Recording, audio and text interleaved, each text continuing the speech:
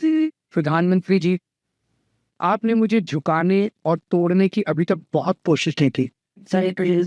आपने एक एक करके मेरे कई विधायकों को गिरफ्तार किया, लेकिन मैं नहीं, सारी हदें, सारी सीमाएं पार कर आपने मुझे तोड़ने के लिए मेरे बूढ़े और बीमार माँ बाप को निशाना बनाया।